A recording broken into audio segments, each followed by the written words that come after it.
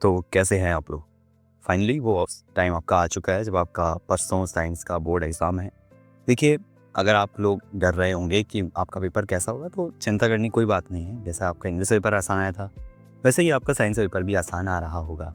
आप बहुत सी बात आप लोगों में से लोग सैंपल पेपर्स दे रहे होंगे। तो जैसे मैं अपना बताऊँ तो मैंने तो सैंपल पेपर जब अपने टाइम पे दिए थे तो मेरे 55, 57, 65, 68 इस तरह के मार्क्स आ रहे होते थे सैंपल पेपर में। इसलिए मैंने जब मेरे गैप पे पड़े थे तो मैंने कोई सैंपल पेपर दिया ही नहीं था, है ना?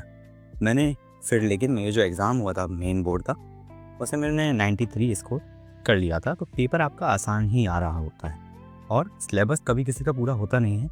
आपका जितना सिलेबस हो गया है, आपको उसी को बार-बार रिवाइज़ करना है, उन्हीं को अपनी चीज़ें स्ट्रॉन्ग करनी हैं। इन सब चीज़ों को देखते हुए हम लोग आज इस टॉपिक में हम लोग animal hormones and plant hormone से शुरू करते हैं अपने आज के टॉपिक से, जो हमारा आज का टॉपिक है animal hormones and plant hormones. तो एनिमल हार्मोन्स में हमारे पास सबसे पहले हम इसमें ग्लैंड भी पढ़ते जाएंगे और ये भी पढ़ते जाएंगे कि वो ग्लैंड्स कौन से हार्मोन्स हमारे रिलीज कर रही है। तो सबसे पहले ग्लैंड्स पे हम लोग आते हैं तो वो है पिट्यूटरी ग्लैंड।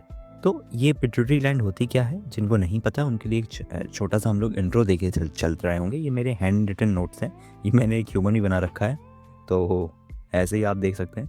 इसके बाद पिट्यूटरी ग्लैंड में देखते हैं तो पिट्यूटरी ग्लैंड क्या होती है। ये एक पी साइज्ड स्मॉल ग्लैंड होती है। जितनी बड़ी आपका मटर का दाना होता है उतनी बड़ी ये पी साइज्ड स्मॉल ग्लैंड होती है। अगर क्वेश्चन में आपसे पूछा जाए कि पिट्यूटरी ग्लैंड का साइज़ क्या होता है तो आप लिखेंगे पी साइज्ड होती है। ओके, और ये कहाँ होती है, ये अटैच्ड रहती है हाइपोथैलेमस ऑफ ब्रेन से। ठीक है, इसको हम लोग मास्टर ग्लैंड भी बोलते हैं। इसको मास्टर ग्लैंड क्यों बोलते हैं? बिकॉज इट इज़ डायरेक्टली और indirectly controls the secretion of other hormones, क्योंकि ये खुद तो सेक्रेशन करती ही है और साथ में दूसरे जो ग्लैंड्स हैं उनके सेक्रेशंस को भी कंट्रोल कर रही होती है, उनके हार्मोन्स के सेक्रेशन को भी कंट्रोल कर रही होती है। It is attached to the hypothalamus by a stalk called infundibulum. ठीक है, ये एक स्टॉक से कनेक्ट होती है ब्रेन से, इसको हम लोग इन्फिंडिबुलम बोलते हैं। इसके बाद आएंगे हार्मोन सेक्रेटेड। अब ये कौन से हार्मोन सेक्रेट कर रही होती है? ठीक है, तो पिट्यूटरी ग्लैंड हमारा सबसे पहले हार्मोन जो सेक्रेट कर रही होती है उसको बोलते हैं ग्रोथ हार्मोन। तो ग्रोथ हार्मोन क्या करता है? Growth hormones it controls the overall growth of the body and development of the bones muscles.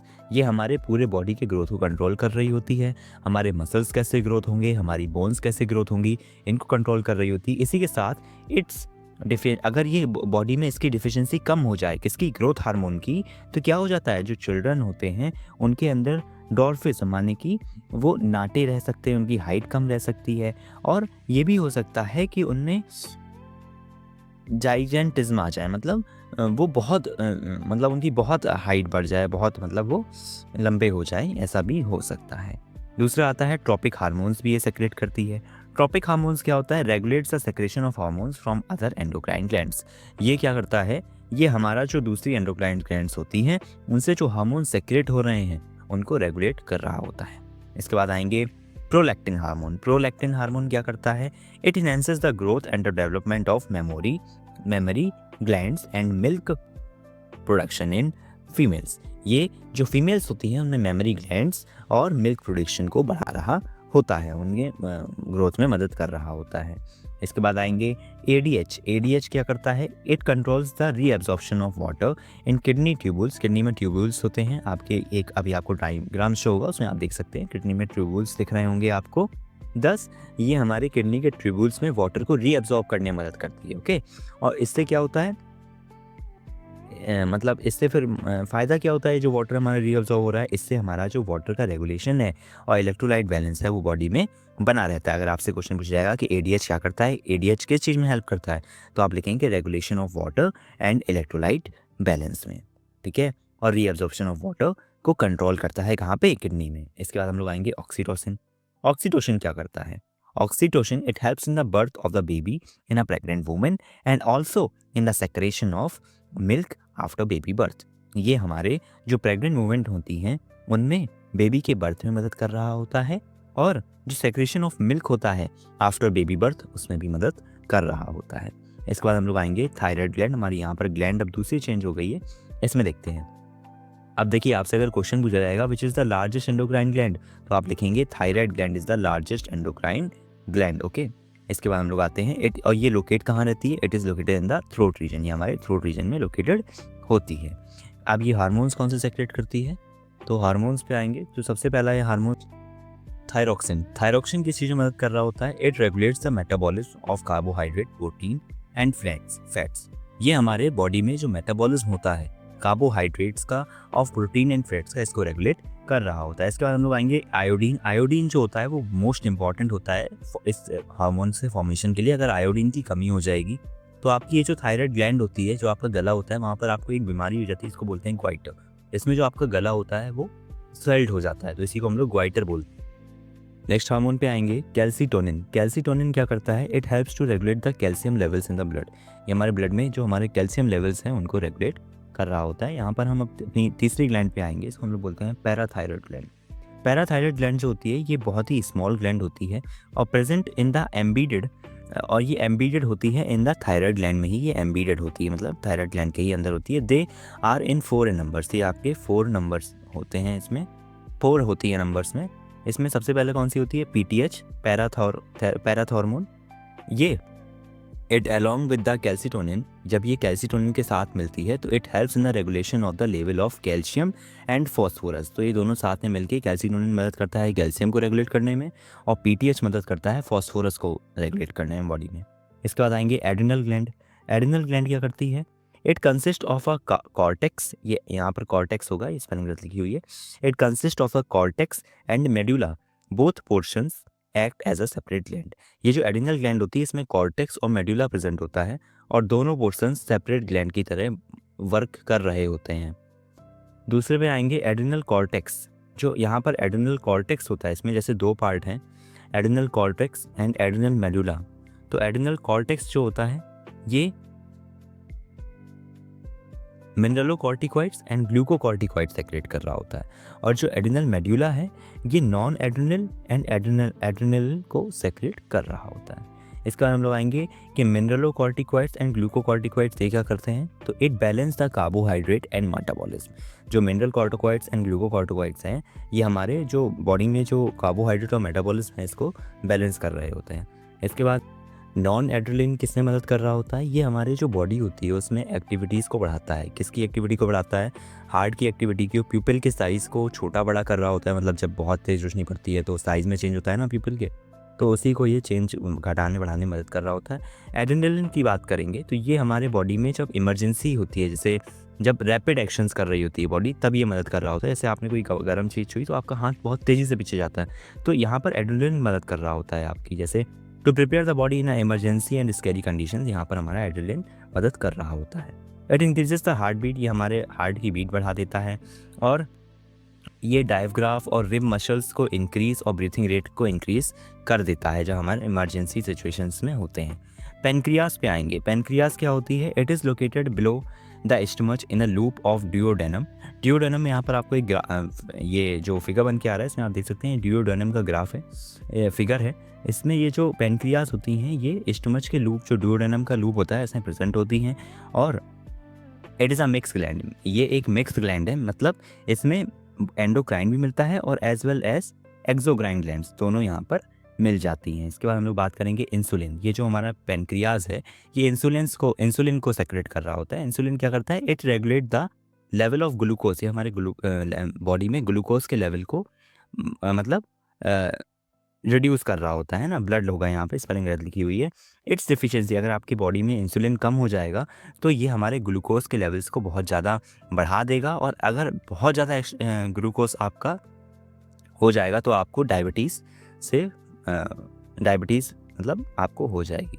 इसके बाद बात करेंगे ग्लूकेगन। ग्लूकेगन क्या होता है, it increases the blood glucose by converting glucagon into glucose. ये हमारे ब्लड में ग्लूकोज बढ़ा रहा होता है। क्या किसको कन्वर्ट करके, ग्लूकोजन को ग्लूकोज में कन्वर्ट करके हमारे ब्लड होता है उसमें ग्लूकोज को बढ़ा रहा होता है। अगर क्वेश्चन आता है ये ग्लूकोजन को ग्लूकोज में कौन चेंज करता है, तो ग्लूकेगन चेंज करता है। ग्लूकेगन का फंक्शन क्या होता है, ग्लूकेगन का फंक्शन होता है ब्लड में ग्लूकोज को बढ़ाना। उसके बाद आते हैं टेस्टिस। टेस्टिस में जो हमारे टेस्टीज होते हैं वो टेस्टोस्टेरोन को फॉर्म कर रहे होते हैं। It controls the normal growth of male genitals organ. Male के जो जेनिटल्स ऑर्गन्स होते हैं उसकी ये कंट्रोल करता है, उसकी ग्रोथ में मदद कर रहा होता है। Development of the secondary sexual characters. ये हमारे sexual characters such as facial hairs, chest axil, pubic hairs और enlargement of penis and scrotum, इन सब में मदद कर रहा होता है। ये सब इसका काम है। सेक्रेशन ऑफ सीमेन, ये सीमेन का सेक्रेशन करता है जब आप प्यूबर्टी पे पहुंच रहे होते हैं। ओवरीज की बात करें, इसके बाद जो एस्ट्रोजन होता है ये हमारी जो फीमेल्स की बॉडी होती है उसमें जो सेक्स ऑर्गन्स होते हैं ड्यूरिंग प्यूबर्टी उसमें डेवलपमेंट में मदद कर रहा होता है और उनको बनाए रखने, उनको मेंटेन करने में मदद कर रहा होता है। It influence the growth of the breast and helps in the formation of ovum. ये ब्रेस्ट की ग्रोथ और ओवम के फॉर्मेशन में मदद करता है। इसके बाद आएंगे प्रोजेस्टेरोन। प्रोजेस्टेरोन क्या होता है, ये भी फीमेल्स में ही पाया जाता है। ये जो मैच्योरेशन होता है सेकेंडरी सेक्सुअल कैरेक्टर्स का उसको हेल्प्स कर रहा होता है मैच्योर होने में। और it also promotes the pregnancy related changes in pregnant movement. और ये प्रेग्नेंट मूवमेंट में जो प्रेगनेंसी रिलेटेड चेंजेस होते हैं उसमें मदद करता है। इसके बाद हम लोग बात करेंगे प्लांट हार्मोन्स। यहाँ पर हम लोग के एनिमल हार्मोन्स जो थे वो ख़त्म होते हैं। इसके बाद हम लोग बात करेंगे प्लांट में कौन कौन से हार्मोन्स होते हैं। तो प्लांट हार्मोन सबसे पहला होता है ऑक्सिन्स। ऑक्सिन्स क्या करता है, ये जो सेल डिवीज़न होता है प्लांट में उसको प्रमोट करता है। ये सेल एलोंगेशन को प्रमोट करता है। जो रूट्स फॉर्म में होती हैं नीचे सॉइल की उसमें मदद कर रहा होता है ना। ये कंट्रोल करता है एपिकल डोमिनेंस में and enhances the psychological conditions and reproductive process जो प्लांट्स की होती है उन्हें मदद कर रहा होता है। गिबरेलिंस क्या कर रहा होता है, it simulates the cell division, cell elongation, break dormancy, include flowering भी इसी से हो रहा होता है ना। और ये जो साइज़ होता है जो इंक्रीज़ करता है किसके, फ्रूट या फ्लावर के साइज़ को भी यही इंक्रीज़ कर रहा होता है। इसके बाद हम लोग आएंगे साइटोकिन्स में। ये क्या करता है, it controls the cell enlargement. ये सेल के मतलब जो एनलार्जमेंट होता है और सेल डिफरेंशिएशन होता है, एजिंग होती है, इस सब में प्लांट्स की मदद कर रहा होता है। इसके बाद जो प्लांट के न्यूट्रिएंट्स का ट्रांसपोर्टेशन होता है रूट से लेके स्टेम तक, उसमें भी साइटोकिन्स की मदद कर रहा होता है। इसके बाद हम लगाएंगे एथिलीन। एथिलीन क्या करता है, एथिलीन जो हमारे जो फ्रूट्स होते हैं उनकी राइपनिंग में मदद कर रहा होता है। जैसे जो बनाना हो गया उसमें मतलब जब बनानास क्या करते हैं लोग कि बनानास पेड़ से तोड़ लिए फिर उनमें एथिलीन डाला गया तो बनानास क्या होते हैं, राइप हो जाते हैं यानी कि पक जाते हैं। तो पेड़ में लगे लगे जब पौधे वो फ्रूट्स आपके पक रहे होते हैं तो जो पकने की प्रक्रिया है ये एथिलीन पूरी कर रहा होता है। इसके बाद हम लोग ये जो एबिसिटिक एसिड है ABA, ये इनहिबिट्स करता है, ग्रोथ को कम कर देता है और रिवर्स कर देता है किसके इफेक्ट्स को, जो हमारा ऑक्सीजन होता है ग्रिबिलिन्स होता है इसके इफेक्ट को ये रिवर्स कर देता है। तो यहाँ पर हमारा वीडियो खत्म होता है। यहाँ पर हमने जो प्लांट हार्मोन्स था इसको भी खत्म कर लिया। इस वीडियो में हम लोगों ने एनिमल हार्मोन्स और प्लांट हार्मोन्स को 5 मिनट्स में खत्म किया। इस तरह की 5 मिनट सीरीज हम लोग आपको आज के दिन कम से कम अभी 4 to 6 वीडियोस और ला रहे होंगे। मतलब 20 मिनट्स में आपका वो पोर्शन कंप्लीट हो रहा होगा जो आप लोग मैराथन्स में एक डेढ़ घंटे 3 घंटे में कवर कर रहे होते हैं। यहाँ पर आपका वो 5 मिनट्स में कवर हो रहा होगा। अगर आपको ये मैराथन्स अच्छी लगी हैं तो आप प्लीज़ इस चैनल को सब्सक्राइब करें, हमें 1000 सब्सक्राइबर्स पहुँचने में मदद करें। और अगर आपको ये मैराथन की PDF चाहिए तो आपके नीचे एक टेलीग्राम लिंक दिया हुआ उसको ज्वाइन करके ये PDF वहाँ से ले सकते हैं। And please subscribe the channel, like and share with your friends also. Thanks.